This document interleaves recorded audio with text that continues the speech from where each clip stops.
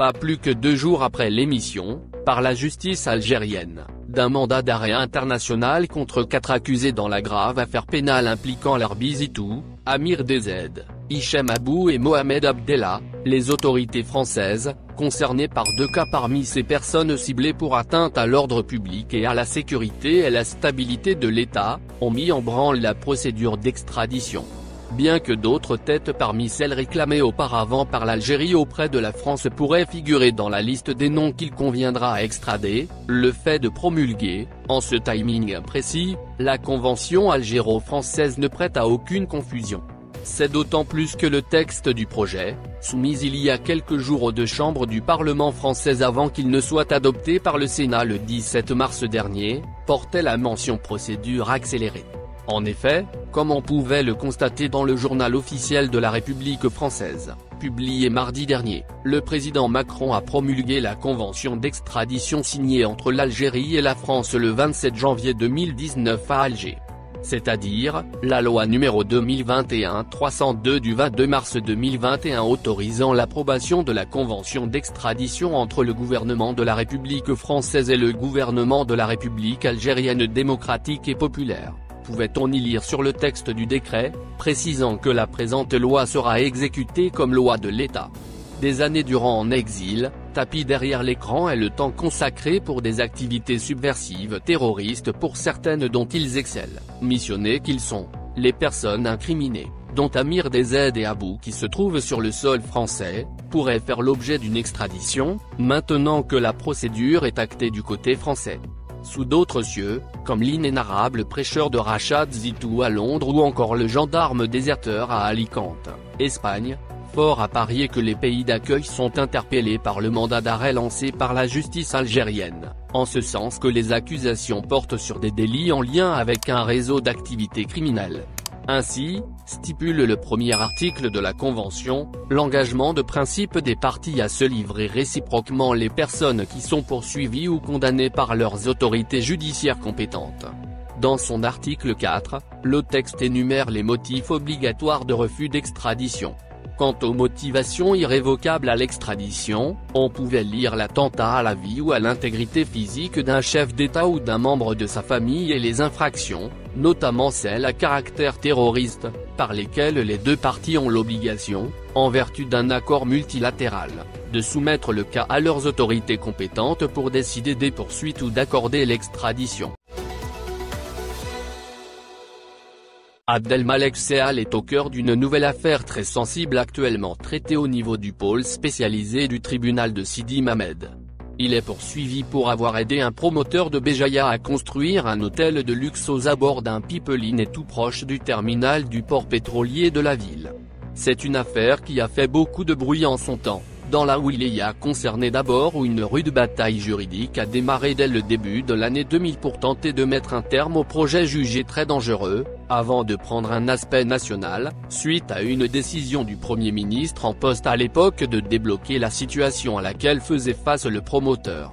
Les faits se résument à un projet de construction d'un hôtel 5 étoiles, de 14 étages dans une zone touristique de Béjaïa sauf que l'assiette, 16 000 m², sur laquelle se déroulaient les travaux présente 2 problèmes majeurs. Elle se trouve sur un terrain glissant qui a déjà causé des blessures à 4 employés et, surtout, elle est située à proximité d'un pipeline et non loin d'un port pétrolier.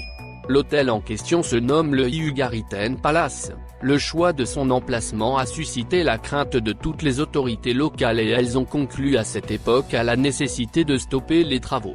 Une longue bataille juridique s'en est suivie. La wilaya de Béjaïa qui avait refusé, dans un premier temps de livrer un permis de construire entame une procédure auprès du tribunal administratif de cette wilaya pour mettre définitivement fin au projet. La wilaya est déboutée, mais la décision du tribunal administratif est annulée 3 ans plus tard, en 2003, par le Conseil d'État sur la base d'une étude menée par la direction des mines et de l'industrie qui évoque une trop grande proximité du projet avec le complexe pétrolier. Elle contredit, cependant, 2 autres études préalables menées par une commission ministérielle mixte qui estimait, elle, que les aléas pouvaient être évités, si le constructeur appliquait les consignes de sécurité qui avaient été recommandées, mener les travaux à une distance respectable du pipeline. la lettre d'Abdelmalek Sehal à la Wilaya. En 2015, un fait inattendu inverse, cependant, tout le processus mené par les autorités locales. Une lettre émanant du cabinet du Premier ministère, à la tête duquel se trouvait Abdelmalek Sehal à ce moment, parvient au wali de Béjaïa. Ce dernier la remet au secrétaire général de la Wilaya et le charge d'en faire lecture devant les membres de la commission de recours mise en place pour étudier les dossiers en litige. Le SG s'exécute et lit la missive dans laquelle le Premier ministre demande à la commission de régulariser la situation du promoteur en lui permettant de reprendre les travaux de construction de l'hôtel, tout en veillant à ce que le concerné s'applique au respect des règles de sécurité du site. Tous les présents écoutent le secrétaire général lire la lettre sans émettre de réserve ou en commenter le contenu.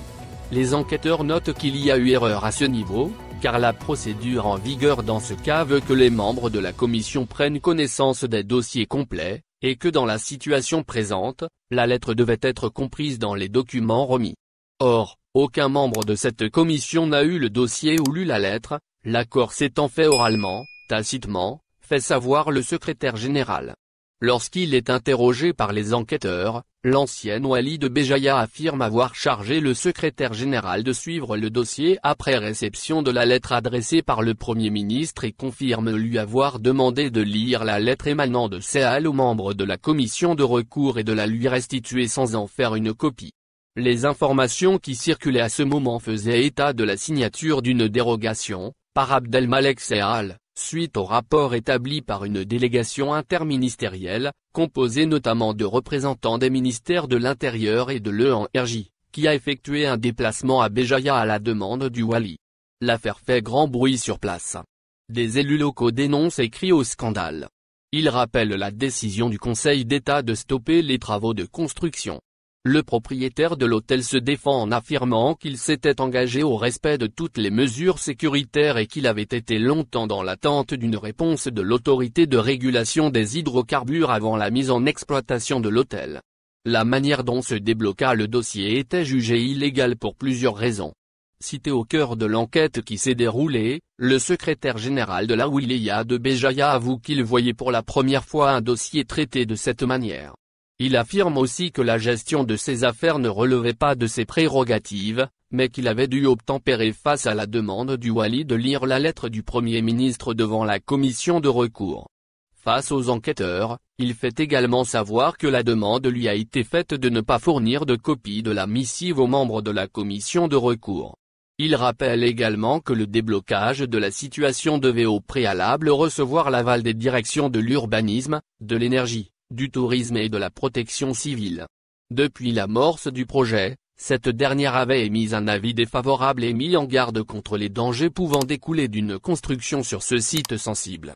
Le danger est d'autant plus grand, fait-elle savoir, que cet hôtel dispose d'une salle de fête, dont la construction était terminée, et d'où sont tirés des feux d'artifice en direction du complexe pétrolier. Des feux d'artifice et des fumigènes lancés à proximité d'un complexe pétrolier.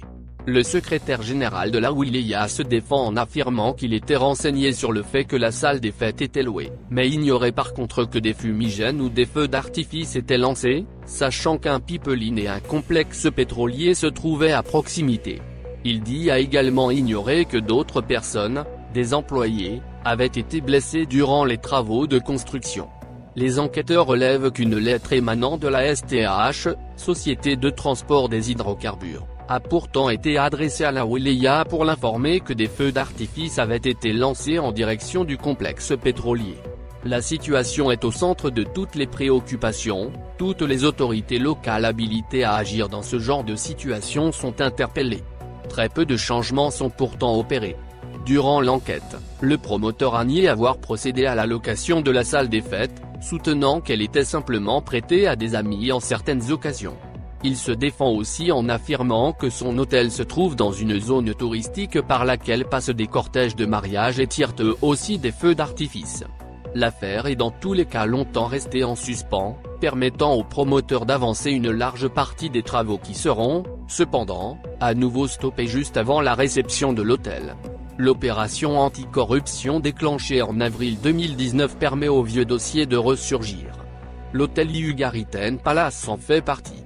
L'enquête menée autour de ce dossier a mis l'accent sur de nombreuses irrégularités dans le traitement de cette affaire qui ne devait pas en être une, dès le départ, en raison de la sensibilité du site sur lequel s'est déroulée la construction de la bâtisse. L'intervention d'Abdelmalek Sehal en faveur du promoteur, a été également interprétée comme étant une décision prise à la légère, car des avis contradictoires avaient été émis sur la question et qu'il fallait faire preuve de plus de prudence. L'ancien Premier ministre se trouve, de ce fait, une nouvelle fois poursuivi pour mauvaise gestion et abus de fonction. Il en est de même pour l'ancienne Walid Béjaïa qui a chargé le secrétaire général de faire lecture de la lettre émanant du Premier ministère. Le traitement de cette affaire est en cours au niveau du pôle spécialisé du tribunal de Sidi Mamed qui n'a toutefois pas encore finalisé l'ordonnance de renvoi retraçant tous les faits, apprend-on de bonnes sources. Le dossier est, cependant, en voie de finalisation. Il pourrait donner lieu à la programmation et à l'organisation d'un procès durant le mois d'avril prochain, affirme-t-on. Ce qu'il faut enfin savoir est que le juge d'instruction chargé de ce dossier a pris la décision de laisser l'ancien chef du gouvernement en liberté provisoire dans cette affaire. Depuis son arrestation et son incarcération, Abdelmalek Sehal a été placé successivement 5 fois sous mandat de dépôt dans le cadre de différentes affaires liées à la corruption.